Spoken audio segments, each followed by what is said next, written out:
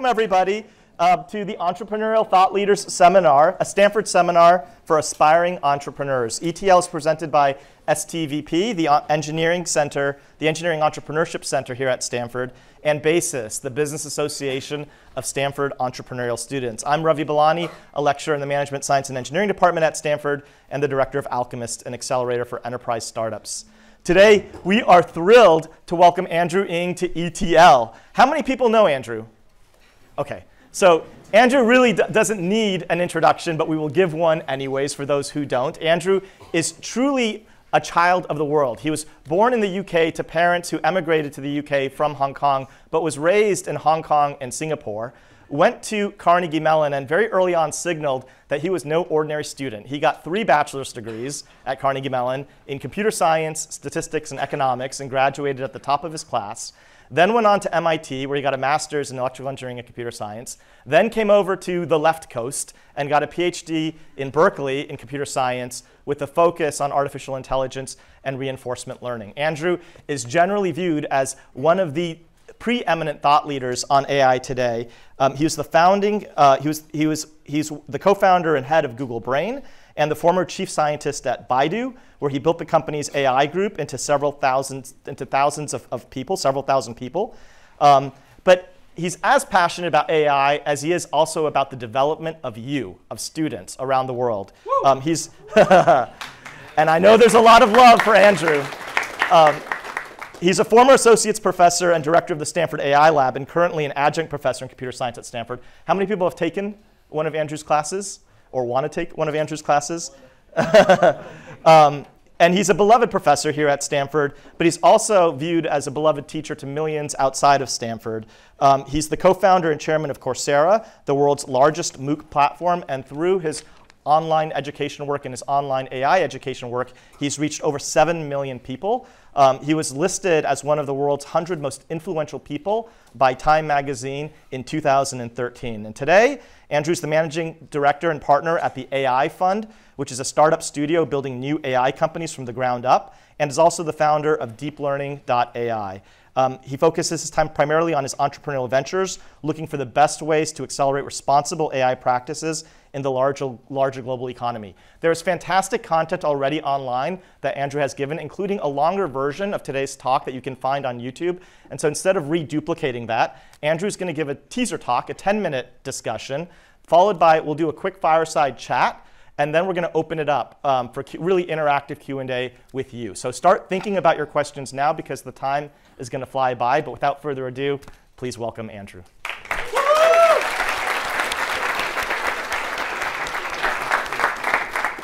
Thanks a lot, Ravi. Thanks. Good to see everyone here. Can everyone in the back hear me OK? Cool. Awesome. You know, I've taught CS229, my machine learning class, in this room many years. But all these years I taught in this room, I've never seen my face that big before. What I'd like to do today is chat with you about opportunities in AI. So one of the difficult things to understand about AI is a general purpose technology, similar to electricity, meaning it's not useful just for one thing, it's useful for a lot of different applications.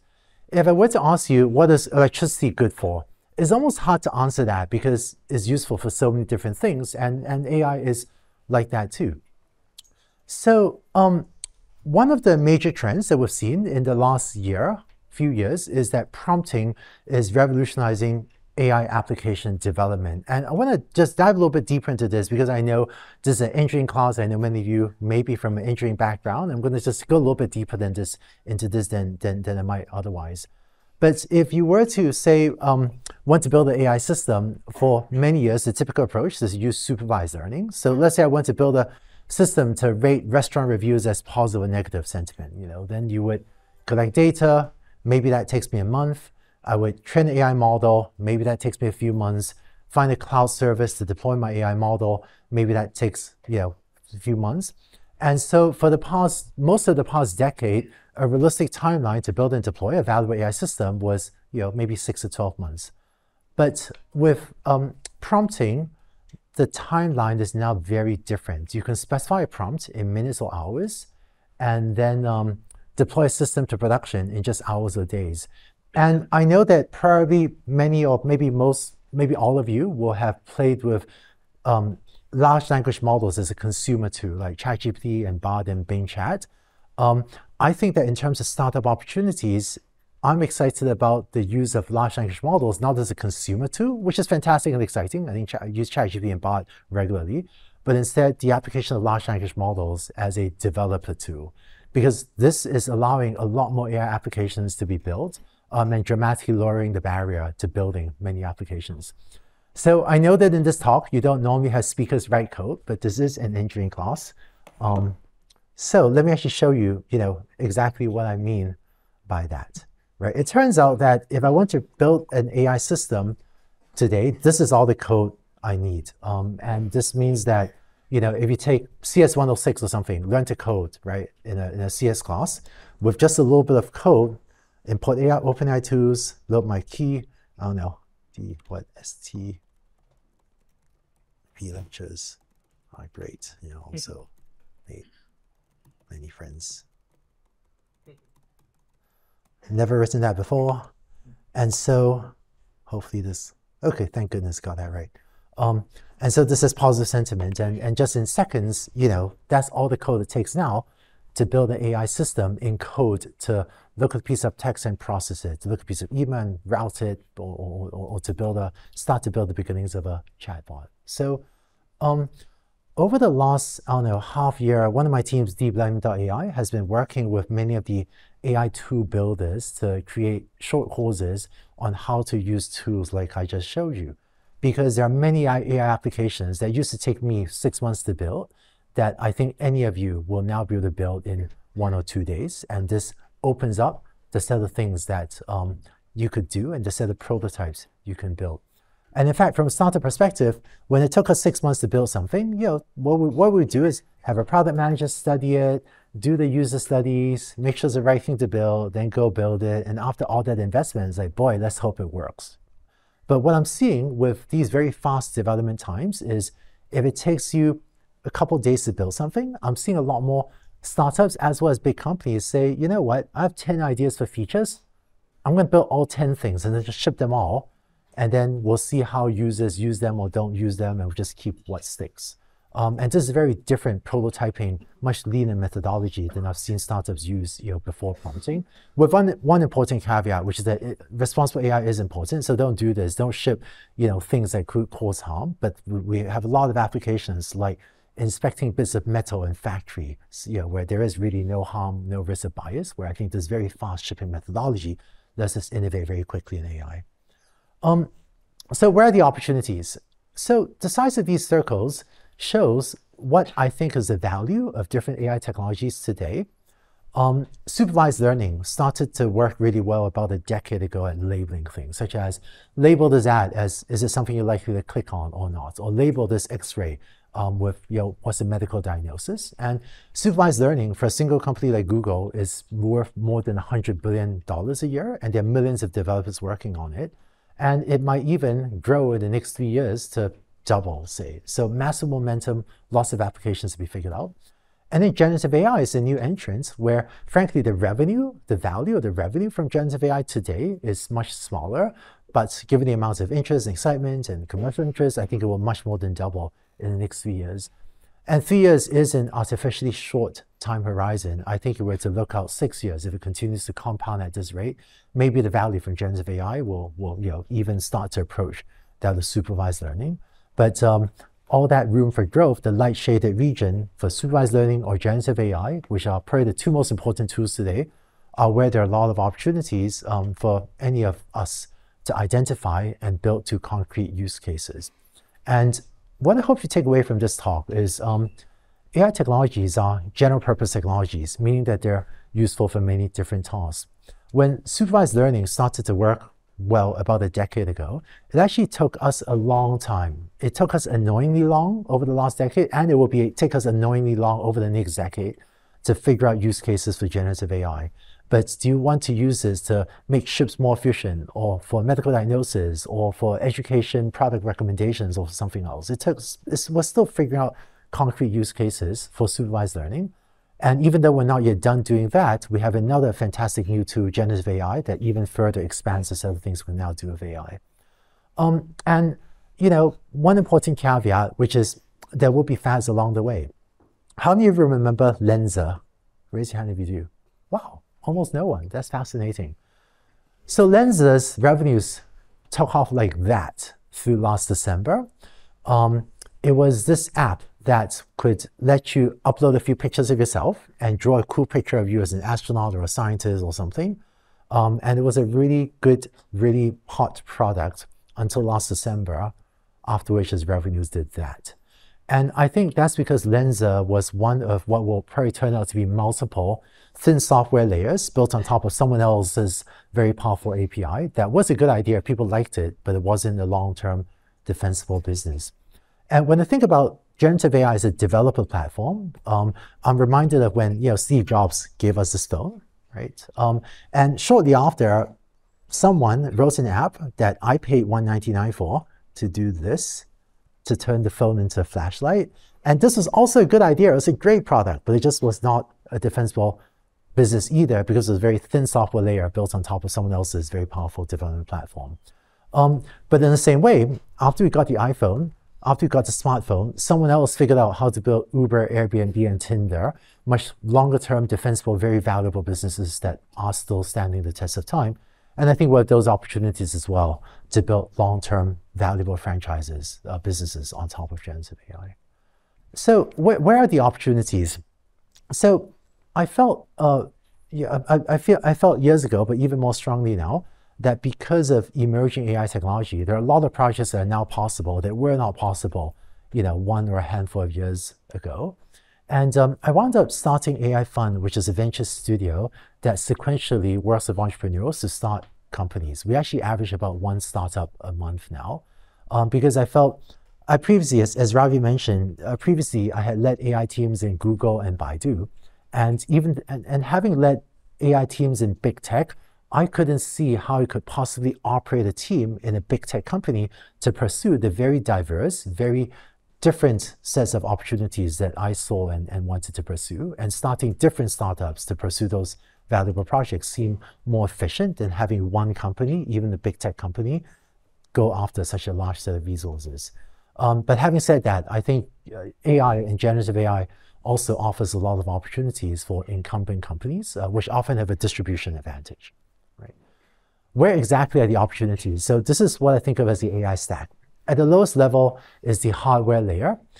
Very valuable, but also very capital intensive, needs a lot of resources to build and very concentrated. So I'm sure there'll be valuable startups built there, but I personally don't play there because of how capital intensive and how concentrated it is. There's a cloud infrastructure layer, also very capital intensive, very concentrated, very valuable, but at least when I build startups, I tend not to play there. The other layer that's interesting is the developer tooling layer. So what you just saw me do was use OpenAI as a developer tool. And I see this space as hyper competitive. Look at all the startups chasing OpenAI, but there will be some mega winners. So whereas incumbents have a startup kind of a distribution advantage, I think for many startups, having a technology advantage may give you a best shot at doing something meaningful there. So I personally tend to play it here only when we think we have a technology advantage, because that buys us a better chance to become one of the huge winners.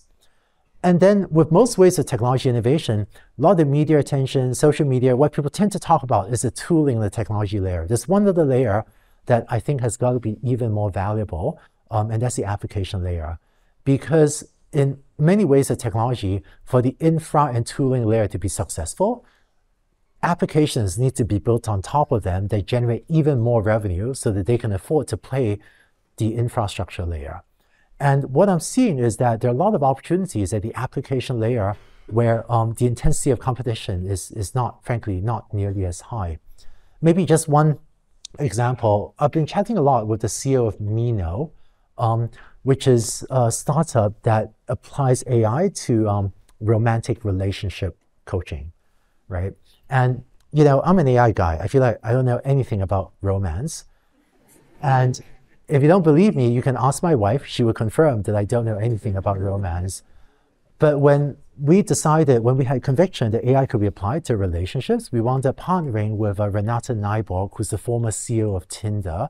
And because she ran Tinder, she understands relationships in a very systematic way, more so than anyone else I know. And so with my team providing AI expertise and her providing relationship expertise, we're able to build a pretty unique relationship mentoring application that we just announced a few weeks ago. And this may not probably Renate actually occasionally stops by Stanford campus and talks to Stanford students as part of her user product research. So it's possible you've seen her around. Just one last thing, I'll love to go to Q&A. Over the last few years, AI Fund, we've been tuning our process for building startups. I'm just going to share that with you. So we often start off with a lot of ideas, right? And one example of another startup we built was Bearing.AI, which uses AI for smart routing of very large ocean-going vessels. So if you're a ship captain, should you sail at 20 knots or 22 knots? It's like, who knows? Most ship captains just make some decision. But because we're able to get global weather and ocean current data, we can make recommendations to ship captains for how to get there on time and use about 10% less fuel. But this idea was suggested to me by Mitsui, which is a major shareholder in a major shipping line that operates very large ocean-going vessels. And this is one of those things, I would never have thought of this idea myself because, like I've been on a boat, but what do I know about global maritime shipping? But Mitsui suggested this idea to me. And we then validate the idea, make sure there's technical feasibility and a market need, recruit a CEO. We were fortunate to find Dylan Kyle, who's a fantastic CEO with one successful exit before. And then we spent 3 months in our current process building a technical prototype with the CEO and doing deep customer validation. If it survives, 2/3 chance of surviving, 1/3 chance of not surviving. We then write a check-in that allows the company to hire executives, build an MVP, and off it goes to raise additional rounds of capital. And I think this is what and so Bearing.AI, well, now it's actually, there are now hundreds of ships on the high seas guided by Bearing.AI. Ships guided by Bearing.AI have sailed 75 million miles, which is the equivalent of going 3,000 times around the planet, and save about $500,000 in fuel costs per ship per year, in addition to significant carbon emissions. I think we'll save about, I want to say about 1 million tons of CO2 emissions so far. But this kind of idea that, like, I would never come up with this idea myself, but I've learned that my swim lane is AI, but when I work with experts in other sectors, there are often these exciting opportunities that are very valuable. But frankly, how many groups in the world are experts in AI and shipping or experts in AI and relationships? I find that the competition intensity at the application layer is often much lower. And then just one last thing, kind of, just full disclosure, and something that I hope all of you will do too. My teams only work on projects that we think move humanity forward. Responsible AI is important, and on multiple occasions, we've killed, and I will continue to kill projects that we may assess to be financially sound, but based on ethical grounds. So lots of exciting opportunities. I think at Stanford, there are lots of great courses you can take in engineering and elsewhere to learn about that AI tech.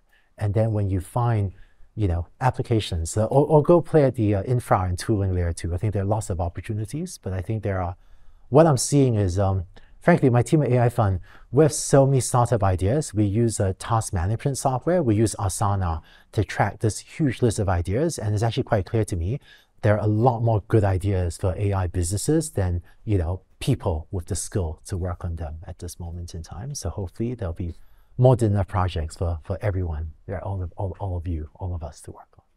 All right, thank you. I wanted to just start off with that closing statement that you made about how there's more opportunity than there are students with skills or people with skills to pursue them. And given that we have an audience full of students, I wanted to start off by mapping out advice for students that are entering into the university regarding AI. So if you want to pursue a career in AI right now, and let's say your child was entering Stanford, what advice would you give them in terms of how to spend their time?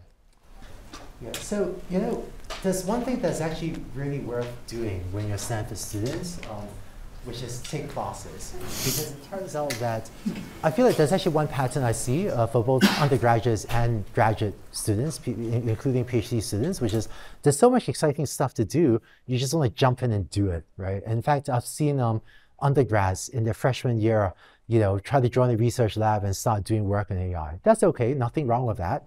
But it turns out that while project work is one way to learn, coursework is, I think, an even more efficient way to learn, especially when it comes to mastering the fundamentals, because professors will put a lot of work to organize the material in a way that's efficient to learn and digest.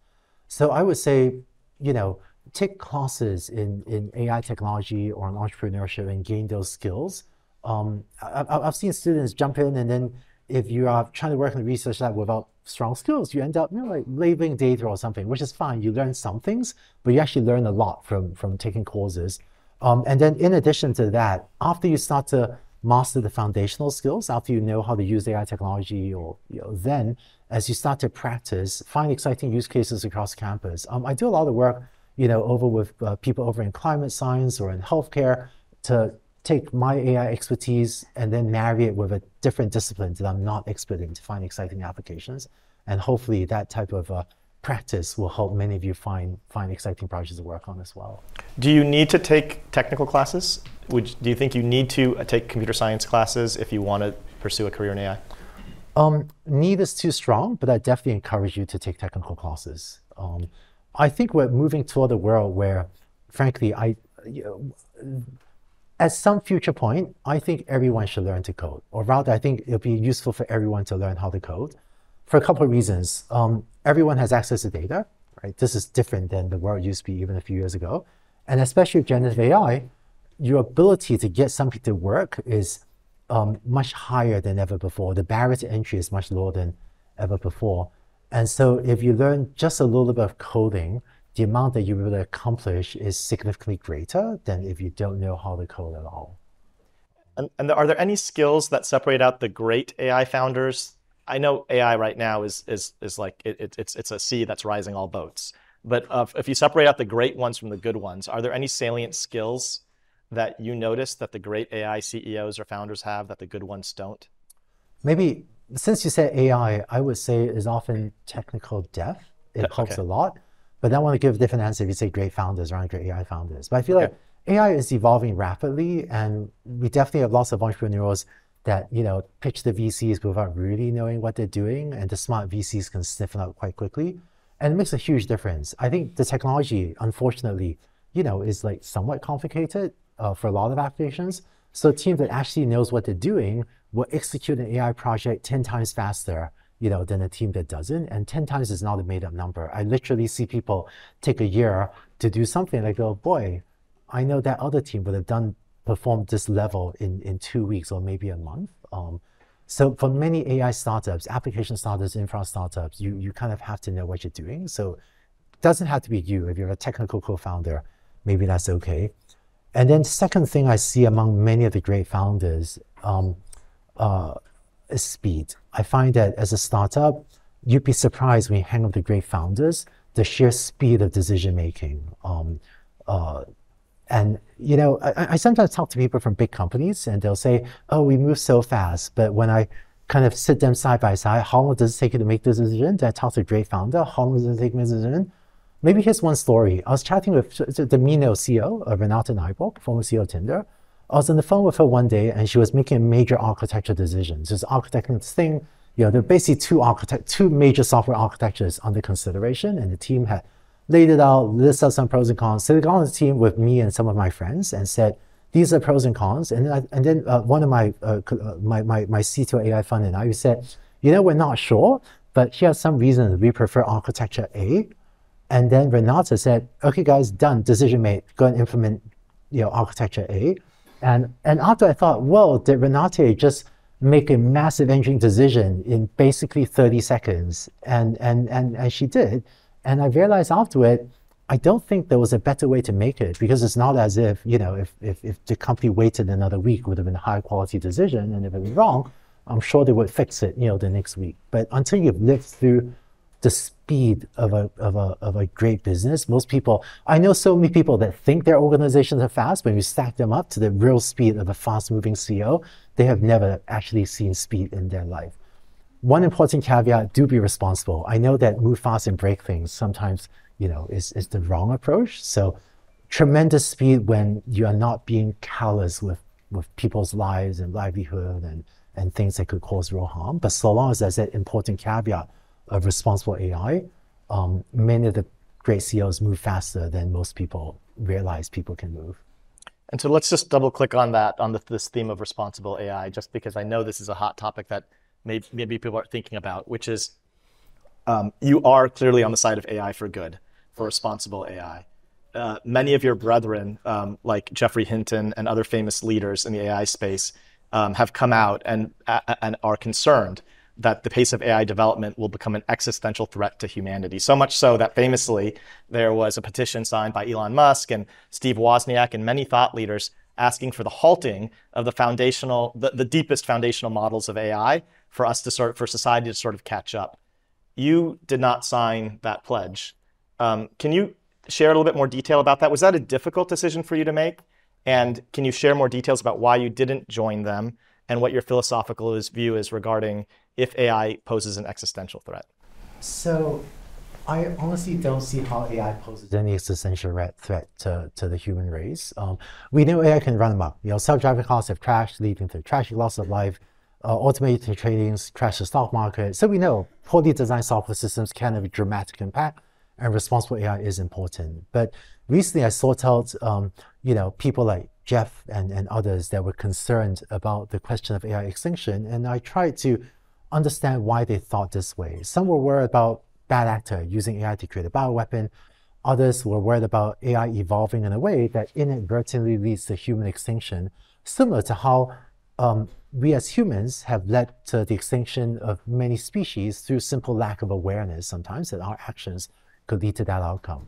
But when I tried to assess how realistic these arguments were, I found them to be vague and non-specific about how AI could kill us all. And I think that I found frustratingly, frankly, that trying to prove AI couldn't is akin to proving a negative. And I can't prove that super-intelligent AI won't be dangerous, but I can't seem to find anyone that really knows exactly how it could be. But I do know that humanity has ample experience controlling many things far more powerful than any one of us, like corporations and nation states. And there are many things that we can't fully control that are nonetheless safe and valuable, like airplanes. No one can control an airplane. It's buffeted around by winds, and the pilot may make a mistake. But in the early days of aviation, airplanes killed many people. So we learned from those experiences, built safer aircraft, devised rules by which to operate them. And today, most of us can step into airplane without fearing for our lives. And I think it will be like that too for AI. So I think the AI extinction I find to be very unfortunate. What I'm seeing, because doing some work in K-12 education as well, what I'm seeing is that kind of really unfortunately, I see high school students now considering working in AI. And some will say, AI seems exciting, but I heard it could lead to human extinction, and I just don't want to be a part of that. And so I find that the overhyped AI extinction narrative is doing real harm. So I'm really concerned about that. Thank you, Andrew. One more question, then I'm going to open it up, which is, I loved the detail on the low-hanging fruit opportunities. I know that's on all the entrepreneurs' minds of what to pursue. And so I appreciated the attention and the presentation on that. I wanted to ask about what's going to be the next big technology shift in AI, because things are changing so rapidly, especially as the models now are getting smaller and open sourced. It feels like we've already conquered language. Visual AI is getting very, very good. What's next? What are you seeing that's around the corner that others might not be aware of? Yeah, you know what, Don, about several months ago, I was predicting visual AI is coming next, but now everyone's all right, visual, so I guess it's got to come with something new. but in all seriousness, I think visual AI would be much more about the analysis of images rather than just generation of images. But I think we're at like the GPT-2 moment for visual AI. It's not yet working, but I think it will work much better, and this will impact self-driving cars, for example, when we can finally, solve problems in the long tail. And then I think, actually, one other thing that I wrote about just today in a newsletter called The Batch is, I think one thing that many people find controversial, but I think is coming, is the rise of edge AI. And I know this is controversial. Many of us were trained to write SaaS software, lends itself nice to subscription business model. How do you even find people? Like, how do you even hire engineers to write desktop applications? Like, who even does that anymore? But I think that because of for various forces, including privacy, I think that in the next few years, we'll see more AI applications running at the edge, meaning on your laptop or on your cell phone. So I think that'll be coming. And then I think there'll just be a lot of work coming in the application layer as well. Okay, I want to open it up to the students. You're the reason why Andrew's here. You mentioned that on your slides you put the potential for reinforcement learning, or the general value is a dot relative to the potential for unsupervised learning. Do you think there is still potential for generalist agents like Gato and other reinforcement learning models in society and in your AI stack for startups? So technically, large language models are trained using reinforcement learning and unsupervised learning and supervised learning. But leaving that aside, I feel like I'm not convinced that reinforcement learning is near a breakthrough moment, at least in the next small number of years. A lot of excitement about what we could do in reinforcement learning applied to robotics. A lot of our CS faculty, right, Chelsea Finn, Emma Brunskill, many others are doing exciting research there. But we do have a data problem. So it turns out that text on the internet sounds a lot like text on your documents. So we can learn from lots of text on the internet to do really well on your text documents. And images on the internet look a little bit like images that you care about. So we have a lot of data. But because every robot is different, I'm struggling, many people are struggling to see how to get enough data to have the usual recipe of scaling up data and compute, where for reinforcement learning. And people are working on it. Over the weekend at the CS faculty retreat, there was a talk, I think, well, who gave the talk? Shoot, I'm blanking. It was on how to do this, on early ideas of how to do this, but I think we're still a few years away from breakthroughs in those breakthroughs in reinforcement learning. But it's a great research topic, by the way. Just because it's not working right now doesn't mean you shouldn't do research on it. So I think it's a great research topic. So I just want to know your thoughts about what are the security concerns which is coming up by you abusing that, like LLM models, like all these new attacks like prompt injections, data leakage, jailbreaking. So what's your thought around that? Like, how can we like safeguard against those kind of attacks? Because it's just starting up, this new technology. So I'm assuming there's more things which will come up. Yes, so I think that for the near future, there'll be a little bit of a cat and mouse thing going on. So I think I'm seeing different companies approach this with different tools to watch out for prompt injections, for data leakage. Actually, DeepLearning.AI is actually working with a partner on some things that hopefully will announce very soon on a portfolio of tools. By the way, those of you that have not yet done it, go and fool around with prompt injections. See if you can get an LLM, to do something. Well, don't do something actually harmful, but I actually find it kind of intellectually interesting whenever I use an LLM to prompt it to see how robust the safeguards actually are. And if actually look at the older language models a year ago, it was super easy to get the older models, frankly, to give you detailed directions to do things that it should not give anyone detailed directions to do. But the more modern language models are much harder, but it's still sometimes possible. But what I'm seeing as well, for a lot of corporations, because of these worries, will ship internal facing product first, because presumably, if it says the wrong thing to your own employee, more understanding, less likely to scandal, and test products internally for quite a long time, or even build capabilities for safe internal use before turning out to external use. But I do see different companies, different tools for trying to address these. Terrific. Next question. Thank you so much. Hi there, my name is Chinat, and I'm an international student from Hong Kong. I'm curious to ask, because I'm hoping that after I graduate, I can hopefully go back home to work closer with family. But at the same time, I feel like by going back, I'm closing a lot of doors behind me. Because, for example, in Hong Kong, you can't access ChatGPT without a US number, which makes access to some of these resources really difficult. So I'm curious to see what are your thoughts about navigating this complex modern landscape. Yeah, I don't want to comment on, complicated. There's actually one thing I'm seeing. I've been to quite a few places, in Asia recently. And what I'm seeing is that many countries are developing surprisingly good capabilities for building large language model applications. The concentration of talent for generative AI deep tech is very concentrated in the San Francisco Bay Area. I think because there are basically two teams that did a lot of the early groundbreaking work, Google Brain, my former team, and OpenAI, and subsequently people left and started a lot of companies here in California Bay Area. So I think that concentration of talent is very high. And it's interesting, even when I'm in Seattle, great city, love the city, on weekends, I hang out with friends, but the conversations are not about generative AI. Whereas here, you kind of like, if you go to a coffee shop, actually, one of my friends was visiting from Taiwan, so he was hanging out with us for a week. He went back and he said, yeah, I went to a coffee shop and, there was no one talking about AI. That's so weird. So at least at this moment in time, there's really heavy concentration, but I see less the deep tech layer, but the application layer, I see that skill set developing quite quickly globally as well. Oh, and I think the opportunities in a lot of places will be local opportunities. So the shipping company that we built it with a Japanese company that happens to operate global lines of shipping. So I think a lot of the businesses will be, playing locally where that country or that geography is strong. Those businesses will be more efficient to build in places other than Silicon Valley, because where do I go to find a large seaport, here to do that type of work? Hi, Andrew. Thank you so much for your time. My name is Komo. I wanted to ask you if you think we'll ever reach a threshold on human dependence for AI, or if you think it'll just continue to grow exponentially.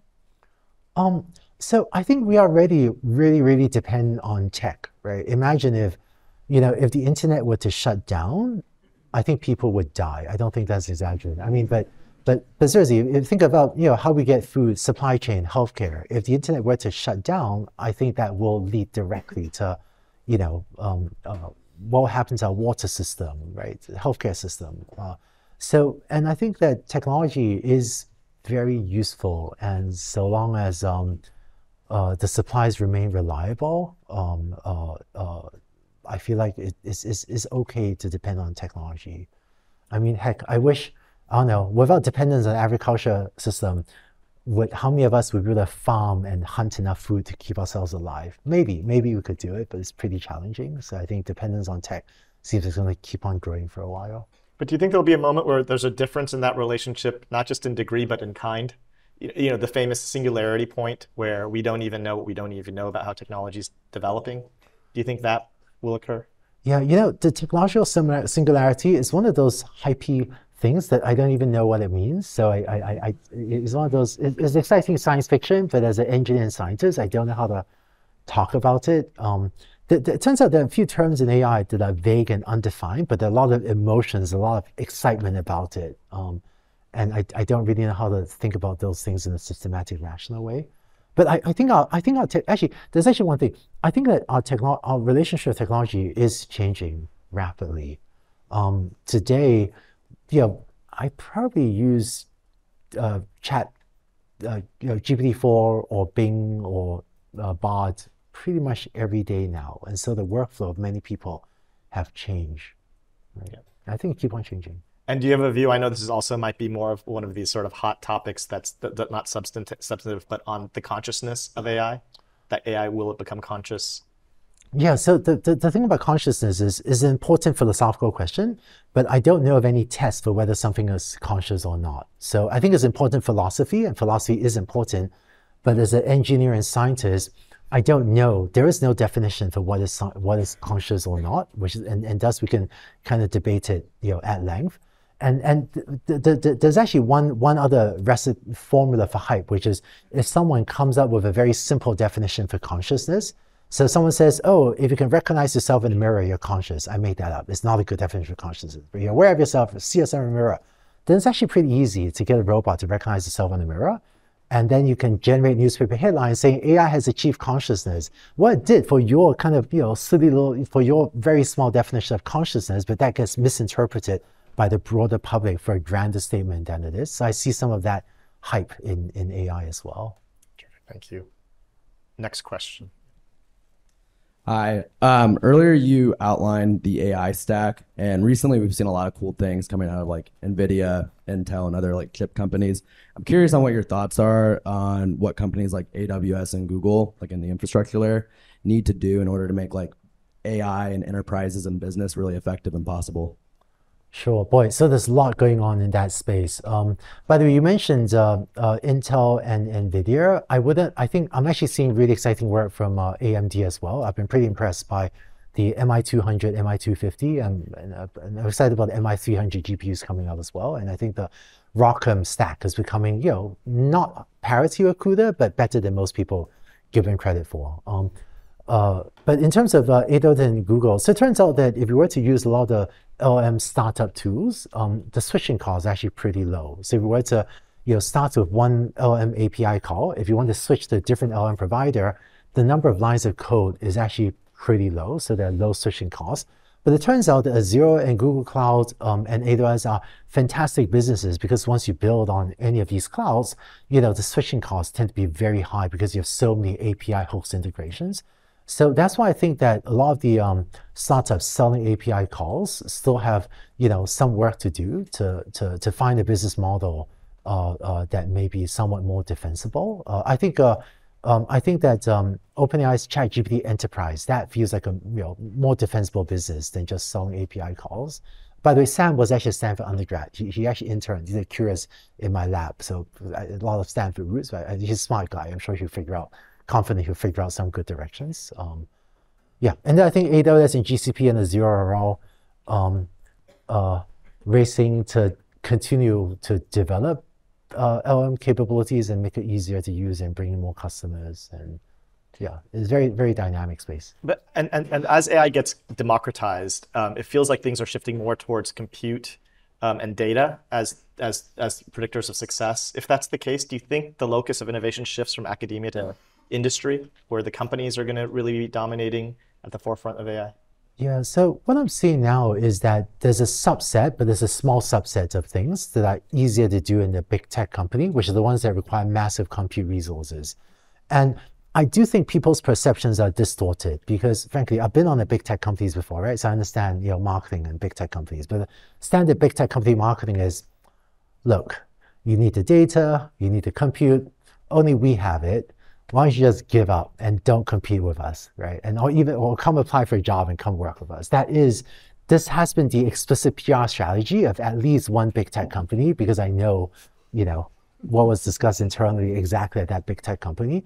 So I would say don't buy into that marketing message. It is true that there is a subset of work that requires massive capital, training in very large foundation models. That is much easier to do in a big tech company than in academia like Stanford.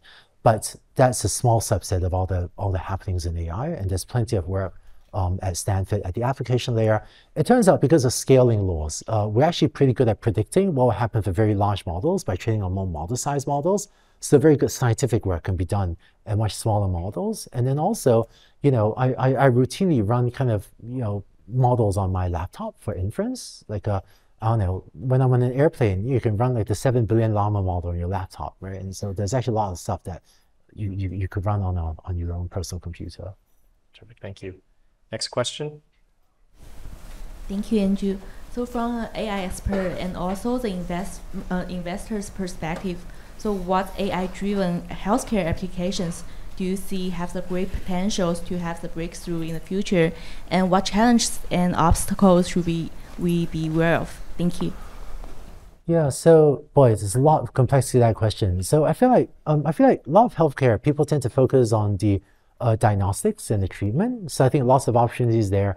I think that the revenue model is to be sorted out. So we've seen, Pear and Akili struggle in the public markets, kind of bankruptcy kind of levels almost. So I think prescriptive digital therapeutics is definitely going through challenges, but what's the recipe for shipping AI products and in the payer-provider ecosystem, what will payers be willing to pay for? I think that many businesses are sorting that out. I think that will work. And then there's actually one other huge set of opportunities in healthcare that I think tend to be underappreciated, which is operations. Instead of the medical stuff, things like scheduling, scheduling the MRI machine or doing kind of patient management systems. I think those type of healthcare operations have fewer regulatory hurdles. I think is also a rich set of opportunities.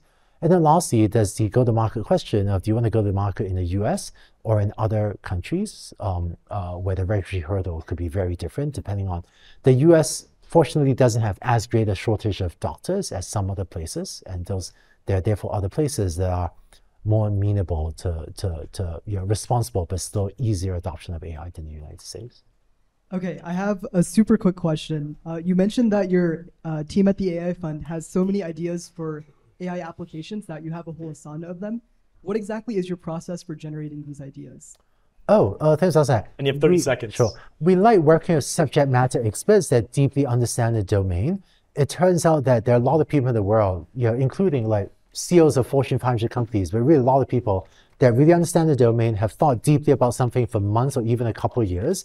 And when we get together with them, they're sometimes very happy to share their idea with us because they've been looking for someone to validate or falsify it and also to help them build it. So we actually get a lot of ideas, some internal, but a lot from subject matter experts that just not yet had an AI built upon there. Terrific. That's fantastic. Thank you, Andrew, so much for sharing your insights. Lots of love. Thank you for sharing your insights with Stanford's ETL course MSNE 472 and the students all around the world. Everybody, next week we're going to be joined by Stanford professor Kathleen Eisenhart here at ETL Physically in Person. Professor Eisenhart is also the author of Simple Rules. You can find that event and other future events in this ETL series on the Stanford eCorner YouTube channel, and you'll find even more of our videos, podcasts, and articles about entrepreneurship and innovation at Stanford eCorner. That's ecorner.stanford.edu. Thank you, everybody. Thank you, Andrew. Thanks, Ravi.